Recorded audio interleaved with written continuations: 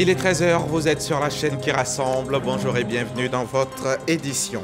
Hier à Bouaké, le Premier ministre a lancé un programme stratégique de production de 500 000 tonnes de poissons à l'horizon 2030. Un programme qui contribuera à l'atteinte de l'autosuffisance alimentaire, et la station piscicole de la LOCA et l'école de spécialisation en pisciculture et pêche continentale de Tiébissou sont les sites retenus pour la phase pilote.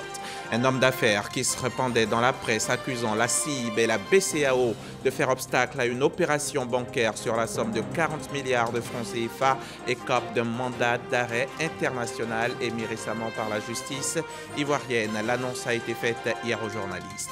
L'application de l'accord de paix au Mali est gelée depuis près de 10 mois et de nombreux observateurs craignent une éventuelle reprise des hostilités. Le gouvernement malien de transition et les groupes armés du Nord qui avaient signé l'accord de paix de 2015 sont à nouveau réunis sous l'égide de la médiation internationale menée par l'Algérie.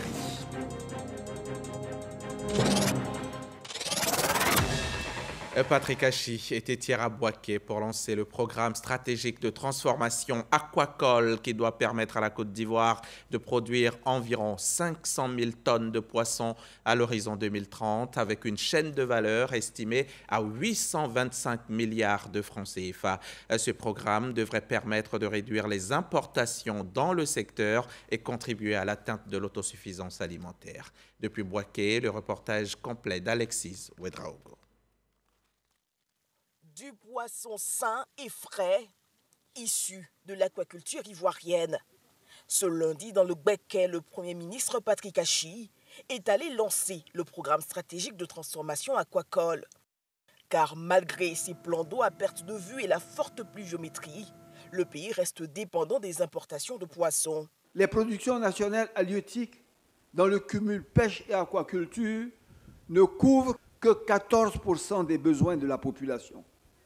Pour résorber cet important déficit, notre pays a donc recours aux importations massives de poissons surgelés en provenance surtout d'Asie, avec un coût évalué à plus de 200 milliards de francs CFA par an, faisant de notre pays le plus grand importateur de tilapia congelé du monde. Avec le lancement officiel du programme stratégique de transformation de l'aquaculture en Côte d'Ivoire, PESTACI, nous posons un acte absolument fondamental de la vision 2030 du président de la République, son Excellence M. Alassane Ouattara, pour une Côte d'Ivoire plus prospère et solidaire. Et l'État est bien engagé à changer la donne en inondant très bientôt les marchés avec la production locale.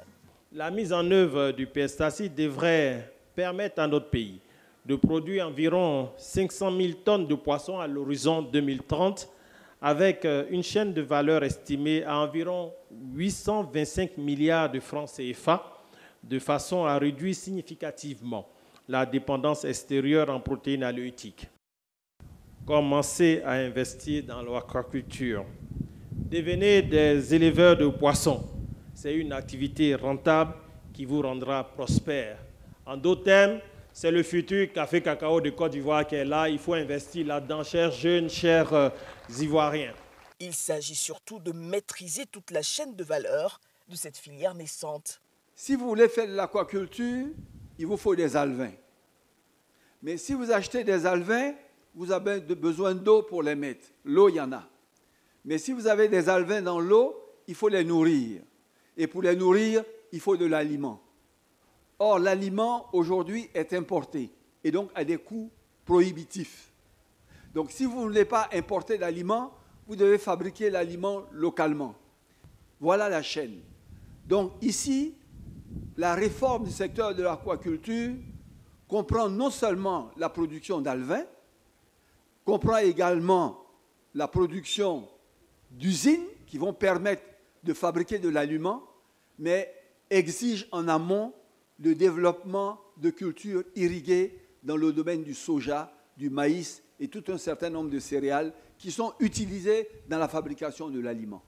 Les stations pilotes de LOCA et de Koubi devraient renforcer la formation des acteurs de ce secteur à très fort potentiel.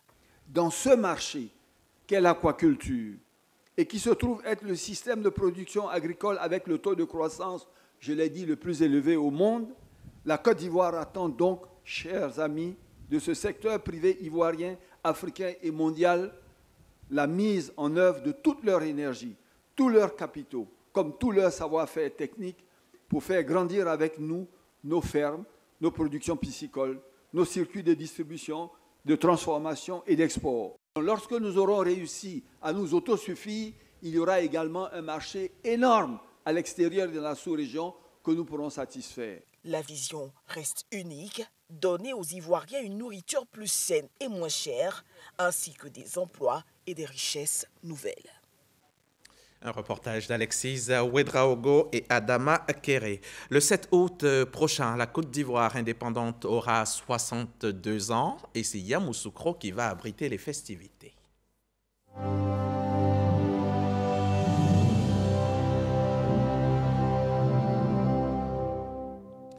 Ces festivités seront essentiellement marquées par le traditionnel défilé militaire. Et cette année, l'armée ivoirienne sort le grand jeu. 227 engins défileront dimanche prochain en présence du chef de l'État et des populations qui effectueront le déplacement en grand nombre. Une importante colonne de blindés récemment acquis a déjà mis le cap sur la capitale politique de Côte d'Ivoire. Abou Sanogo a pu la suivre pour RTI. Le défilé militaire, en plus de montrer la soumission des armées aux institutions républicaines, est aussi l'occasion de présenter les investissements réalisés par l'État dans le renforcement des capacités des forces. Ce sont là des véhicules blindés qui vont participer au défilé du 7 août prochain, notamment pour le compteur de la rame de l'infanterie mécanisée. Ce sont des véhicules de type Cobra, avec un niveau de protection 3, donc à l'épreuve des engins explosifs improvisés.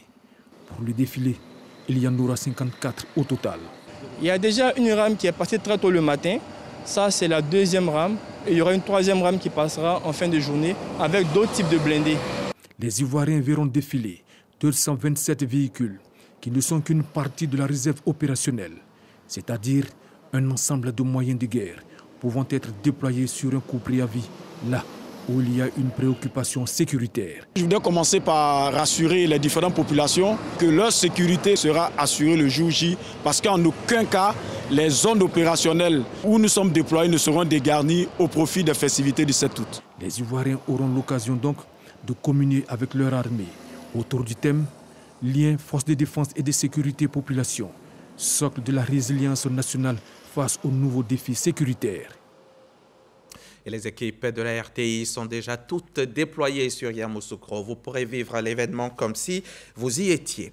De la vie de militaire à la vie civile, cela est possible. Il existe même un bureau d'accompagnement à la reconversion des militaires ici en Côte d'Ivoire. Et justement, ce bureau a animé cette semaine une rencontre pour présenter aux concernés les enjeux de la reconversion professionnelle. On retrouve Abou Sanogo. Processus de retour à la vie civile pour une stratégie de reconversion professionnelle des militaires en Côte d'Ivoire. Thème au centre de la présentation faite par le colonel Boadi Jérôme Eonia. Il a expliqué que les militaires à la retraite ont un assez bon niveau général et ont acquis des qualités morales et techniques leur permettant d'envisager l'exercice d'une seconde carrière. Mais ils ont du mal à y parvenir tout seuls.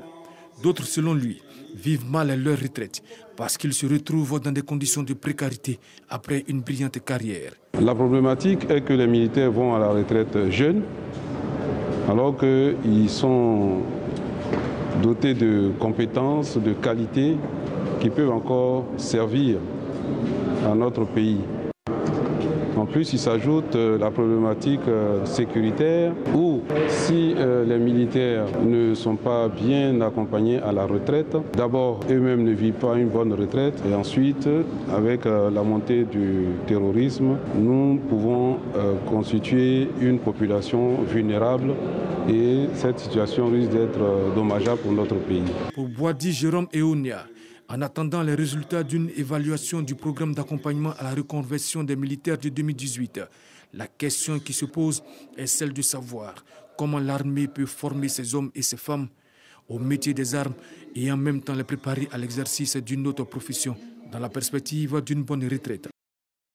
Nous avons fait aussi des enquêtes auprès de nos camarades, les militaires, Au cours des conférences, nous avons recueilli des avis qui nous ont permis de savoir que cet organe que nous appelons de tous nos voeux sera le bienvenu. Les enjeux sont à la fois sécuritaires, c'est vrai, mais sociaux, économiques et même stratégiques. Parce que plus vous avez des militaires qui sont chefs d'entreprise, plus vous avez une prise de conscience de la chose sécuritaire dans les entreprises. La stratégie de reconversion professionnelle des militaires doit, pour le colonel Boadi Jérôme Eonia, se fonder sur 4 piliers, notamment promouvoir la culture de la reconversion professionnelle du militaire, créer et mettre en place un organisme adéquat et soutenir financièrement le programme de reconversion professionnelle des militaires.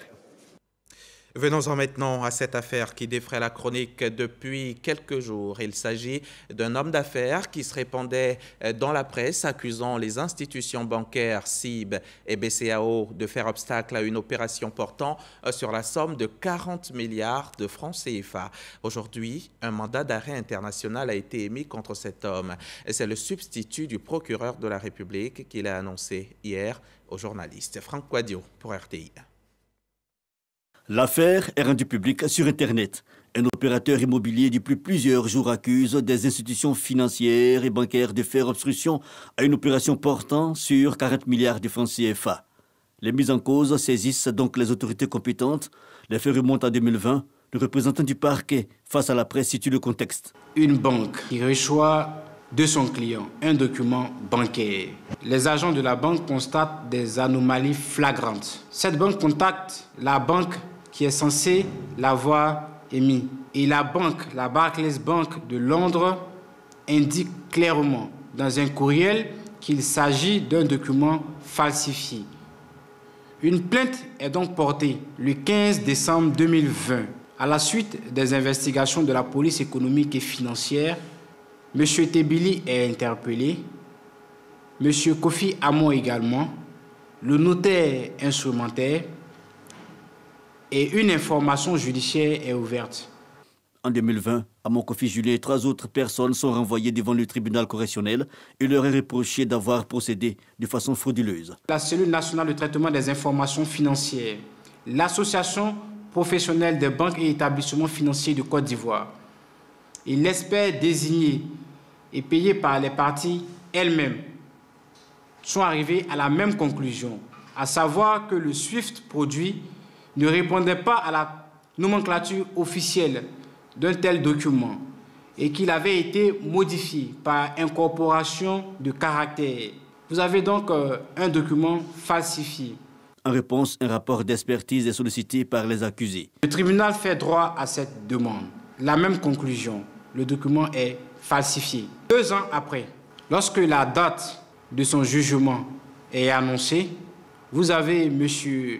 Kofi Amon Julien qui commence à faire des vidéos sur le réseau social Facebook où il accuse la société ivoirienne de banque, la BCAO, d'être impliquée dans un prétendu détournement de la somme de 40 milliards de francs CFA. À la réalité, il n'est pas question, selon le parquet, de 40 milliards de francs CFA, mais plutôt de 19 milliards émis par un notaire sur la base de la méthode mise en cause par les experts.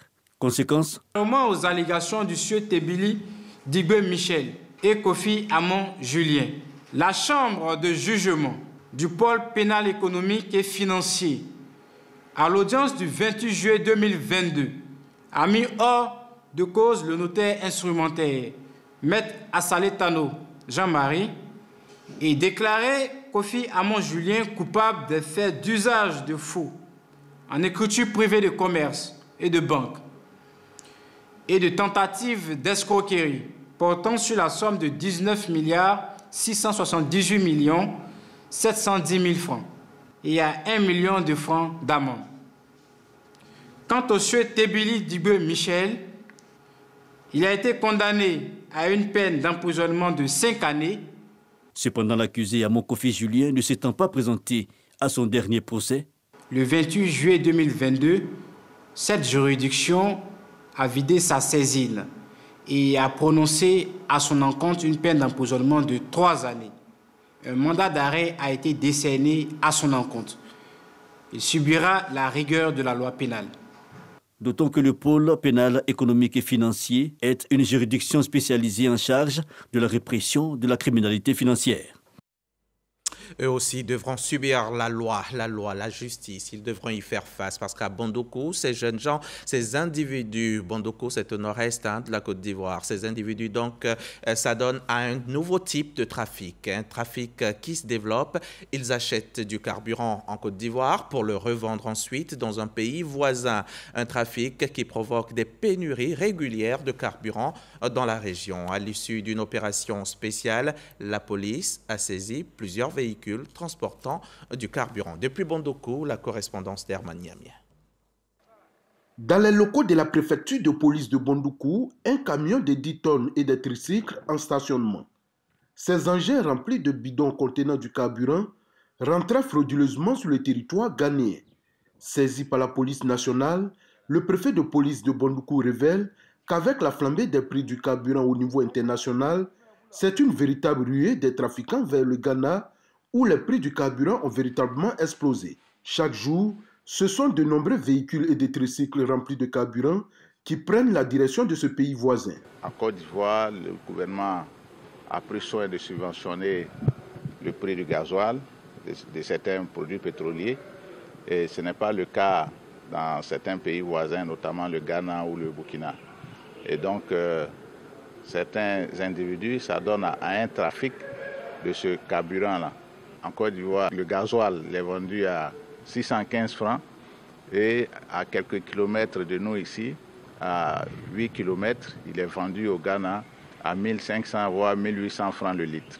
Donc c'est cette marge que les trafiquants ou alors certains individus essaient de récupérer sur le compte de l'économie ivoirienne. Ce trafic, en plus d'être illégal, provoque des pénuries régulières de carburant dans les stations-service, créant ainsi de nombreux désagréments aux automobilistes à Bondoukou. Au total, c'est 1265 bidons que nous avons interceptés, tous chargés dans les camions en direction du pays voisin, qui est le Ghana. Indépendamment, nous avons surpris en pleine opération des individus qui ont pris la fuite, qui s'apprêtaient à charger également 165 bidons. Le préfet de police exhorte les populations à une franche collaboration avec la police en dénonçant les personnes qui s'adonnent à ce trafic qui porte un coup dur à l'économie ivoirienne.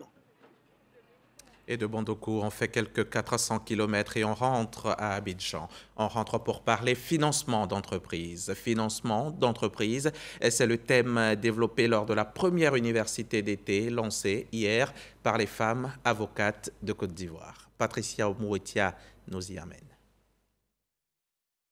Les avocats des barreaux de Paris, du Togo, du Cameroun, du Sénégal ont pris une part active à cette journée juridique du Réseau international des femmes avocates. Le thème « Financement de l'entreprise » était au centre des préoccupations. Cette rencontre a été principalement caractérisée par un échange d'expériences professionnelles. Nous avons constaté que les femmes sans voix ont besoin des avocates pour pouvoir porter leur voix, notamment en ce qui concerne la problématique de l'égalité femmes-hommes et des violences faites aux femmes. Qui nous a semblé être un thème extrêmement porteur parce que méconnu ou en tout cas pas assez exploité, je dirais de cette façon-là, par les femmes avocates. Le bâtonnier de l'Ordre des avocats de Côte d'Ivoire a rendu hommage au Réseau international des femmes avocates. Il a réitéré son vœu de voir rayonner la profession d'avocat au sein de son barreau. C'est un témoignage de solidarité, de soutien pour leur cause, pour notre cause et pour l'unicité de la profession. Voilà. Pour cette première édition de l'université d'été, dont le thème est le financement de l'entreprise, c'est une très bonne idée parce que les avocats, on ne sait pas comment les utiliser. Cette rencontre de grande considération pour les avocats a connu la participation de plusieurs invités. Avec l'université d'été d'Abidjan, il s'agit sans doute d'une occasion unique d'apprendre, de partager et de contribuer à la consolidation d'un réseau international d'avocats. La question du contentieux du foncier était au centre d'une rencontre organisée par le Conseil d'État. Un séminaire de 72 heures pour tenter d'obtenir une meilleure coordination entre les administrations intervenant dans la gestion du foncier et une meilleure sécurisation de l'attestation villageoise. Le foncier, un contentieux en explosion, le regard du Conseil d'État, c'était le thème de cette rencontre qui a été suivie par Dangui Dangui. Le Conseil d'État a rendu 3255 arrêts de 2009 à 2022, dont environ 80% sont relatifs au foncier. On comprend mieux pourquoi ce séminaire organisé par le juge de l'excès de pouvoir a pour thème le foncier, un contentieux en explosion, le regard du Conseil d'État. Aujourd'hui, de plus en plus, les Ivoiriens veulent protéger leurs droits. Et donc, personne ne veut laisser sa propriété contester ou à la différence d'un autre. C'est ce qui fait cette explosion. Tout le monde veut saisir le Conseil d'État pour avoir justice, pour que justice lui soit rendue. C'est la conséquence. Autorités coutumières, préfectorales, magistrats, les ministères concernés, toutes les parties prenantes sont représentées à cet atelier de réflexion sur les voies et moyens pour désamorcer cette bombe qu'est le foncier, selon les termes d'un participant. Nous avons fait appel à toute la chaîne, depuis les propriétaires terriens, les chefs du village, les géomètres, les experts immobiliers, l'administration, pour qu'ensemble, nous puissions réfléchir, trouver les solutions idoines pour qu'il naisse moins de conflits et que nous-mêmes aussi nous ayons les moyens pour avoir des décisions qui ne soient pas contestées, une décision constante qui satisfasse tout le monde. Le Conseil d'État espère que les résultats de ces 3 jours de séminaire aideront la Côte d'Ivoire à parvenir à une gestion sécurisée du foncier en vue d'un développement harmonieux. Un reportage de Dangui Dangui et Sylvestre Nguesson. En 2019, à Genève, en Suisse, la Côte d'Ivoire a fait l'objet de son 3e EPU, l'examen périodique universel. Des recommandations lui ont ensuite été faites et ces recommandations, le Conseil national des droits de l'homme et UPR Info s'emploient à les mettre en œuvre. D'où l'organisation d'un atelier dont l'objectif a été de développer des outils adéquats pour faciliter cette mise en œuvre. Reportage Khalil Diomandé, Didier Nguesson. 222, c'est le nombre de recommandations que la Côte d'Ivoire s'est engagée à prendre en compte pour améliorer la situation des droits de l'homme sur son territoire. Un engagement pris à l'égard de la communauté internationale lors de son 3e examen périodique universel, EPU, tenu à Genève en 2019. L'EPU est un mécanisme mis en place par l'ONU pour évaluer les avancées en matière de droits de l'homme dans les 193 États membres. Et pour respecter leur engagement, les acteurs des droits de l'homme en Côte d'Ivoire sont réunis pour développer des outils afin de faciliter la mise en œuvre des dites recommandations. Un cadre de réflexion initié par le Conseil national des droits de l'homme en partenariat avec l'UPR Info. Le but de l'atelier d'aujourd'hui, c'est de partager des bonnes pratiques dans la mise en œuvre des recommandations de l'examen périodique universel de la Côte d'Ivoire. Aussi, identifier des indicateurs qui peuvent aider à mesurer les progrès dans les domaines des droits humains. Toujours lié aux recommandations de l'examen périodique universel. Nous estimons qu'avec le concours du CNDH, les droits de l'homme s'améliorent en Côte d'Ivoire. Cet atelier vise à terme l'élaboration d'un rapport présentant l'état d'avancement de la mise en œuvre des recommandations avant le prochain examen périodique universel prévu pour 2023. Allons-y à Yamoussoukro. On part retrouver les agents de l'ONESI, l'Office national de l'état civil et de l'identification. Ils s'y sont retirés pour réfléchir, innover et entreprendre afin d'obtenir de bien meilleurs résultats dans leur travail. Et les défis à relever pour atteindre cet objectif ont été définis pour mieux les affronter. Didier Nguesson, reportage. Plus de 350 agents de l'ONESI en retraite stratégique à Yamoussoukro. Objectif, réfléchir à une administration plus performante et plus forte. Les agents ont exprimé lors des ateliers thématiques leurs difficultés et attentes, tout en rappelant leur engagement à consolider les acquis. On prend l'engagement de s'investir dans la satisfaction du client sur le terrain, mais aussi faire en sorte qu'il règne une harmonie au sein de l'entreprise même. La rencontre de Yamoussoukro permet de définir les défis d'une entreprise résiliente qui a des valeurs et des compétences qui les défend, selon son directeur général.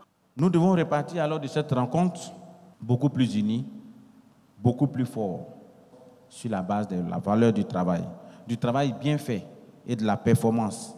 Mais cela ne peut passer que par l'auto-évaluation. Est-ce que ce qu'on m'a donné, est-ce que j'ai pu le faire? Mais pas se demander, on ne m'a pas donné ce que je voulais. Mais on me dit, la petite chose que j'ai eue là, est-ce que j'ai bien pu la faire?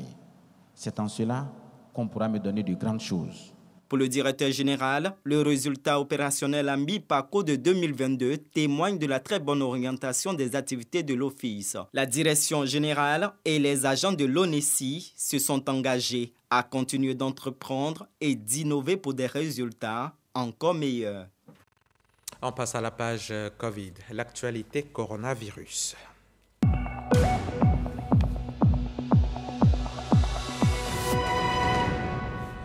À l'échelle du monde, le coronavirus a tué 6,4 millions de personnes sur un total de 578 millions de malades. Ici en Côte d'Ivoire, les autorités sanitaires ont enregistré hier 5 nouvelles contaminations, ce qui porte le total de cas à 85 368. On déplore 811 décès depuis le début de la pandémie et 67 cas sont actuellement actifs. On se lave les mains, on porte le masque de protection et on se fait vacciner et on aura alors des chances d'être protégé du coronavirus qui nous malmène depuis bien trop longtemps.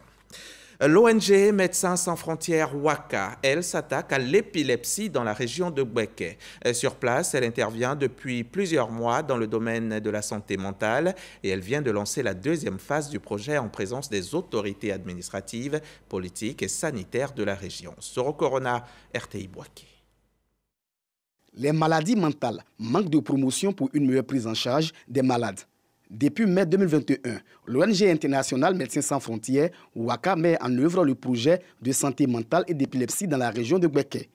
Après 14 mois, Médecins sans frontières dresse le bilan. En moins de 2 ans, on a déjà une file active de plus de 1000 patients et une bonne sensibilisation des populations. Et on voit que les conditions de vie de ces malades qui étaient sans assistance médicale, on voit que ça s'améliore. Un bilan jugé positif avec plus de 1000 malades, dont 77% des cas d'épilepsie avec pour épicentre le département de Botrou. Les femmes ne viennent pas dans les consultations prénatales, donc ça va exposer l'enfant à une souffrance du cerveau. Donc dès que le cerveau de l'enfant souffre, ça fait qu'à un certain moment, l'enfant va développer l'épilepsie. Les résultats du projet de santé mentale et d'épilepsie montrent que de nombreux malades ont été retrouvés enchaînés dans des camps de prière. Nous pouvons voir certaines personnes attachées, enchaînées, mais cela ne relève pas de la vision ou des consignes de l'Église Serma nationale. D'accord, ce sont des pratiques qui sont même déplorées par l'Église. Le projet de santé mentale et d'épilepsie bénéficie du soutien de l'OMS. Pour nous, accompagner cette problématique-là, c'est de faire en sorte que le projet puisse se dérouler conformément aux directives de l'OMS. Ce projet vise aussi à permettre aux centres de santé de premier contact de prendre en charge les maladies mentales. C'est une première quand même d'avoir un modèle de décentralisation de la prise en charge de la maladie mentale au niveau des soins de santé primaires. Voilà, pour ne pas que tout le monde parte directement au niveau de l'hôpital. La deuxième phase du projet de santé mentale et d'épilepsie des Médecins sans frontières sera mise en œuvre dans les départements de Béoumi, Botrou et Bouaki. Un reportage de Soro Corona. Kader Sorodogo, lui, nous emmène à Kong, au nord-est de la Côte d'Ivoire. Il a assisté sur place à une remise de kits agricoles et de tricycles à plusieurs associations de femmes du secteur du vivrier pour leur autonomisation. C'est un don de l'ONG Carifem. Reportage. Plusieurs associations de femmes du secteur du vivrier dans le département de Kong reçoivent des kits agricoles et des tricycles pour l'évacuation de leurs produits sur les marchés. Des dons de l'ONG Carifem qui soutient ces femmes dans la lutte contre la vie chère. Nous avons remis des gants, des gilets, des bottes, nous avons remis aujourd'hui des tricycles. Le but est de les soulager dans la pénibilité du travail et de leur donner une autonomie financière. Donc l'objectif est de les accompagner sur toute l'année. Après la saison du karité, nous allons faire de la biodiversité dans la culture, dans le domaine de la culture, et leur apprendre différentes manières de cultiver différents produits. L'ONG bénéficie du soutien du maire de Kong, Berté Abdraman Timoko. Son représentant encourage les bénéficiaires à œuvrer pour la disponibilité des produits sur le marché pour lutter contre la vie chère. Nous sommes vraiment comblés aujourd'hui. Les femmes, c'est le maillon faible de la société. Elles ont les travaux les plus pénibles, elles ont les revenus les plus bas. Alors, leur fournir des moyens additionnels pour relever leur niveau de vie, c'est vraiment important. Les bénéficiaires saluent l'action. On va plus lever le grain sur notre tête. On prend ça à 3 pieds. Donc ça nous a facilité le travail.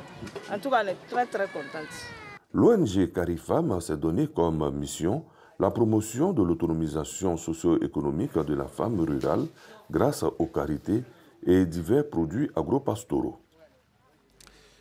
Relancer l'application de l'accord de paix au Mali, tel est l'objectif des travaux qui ont été lancés hier lundi à Bamako et qui doivent durer toute la semaine. L'application de l'accord de paix gelé depuis près de 10 mois et de nombreux observateurs craignent une éventuelle reprise des hostilités. Le gouvernement malien de transition et les groupes armés du Nord, loyalistes et ex-indépendantistes qui avaient signé l'accord de paix de 2015 sont donc à nouveau réunis sous l'égide de la médiation internationale menée par l'Algérie et dont font également partie les Nations Unies ou encore la CEDEAO. Ce journal est terminé. Merci de nous avoir suivis. À demain, 13h, RTI 1, toujours.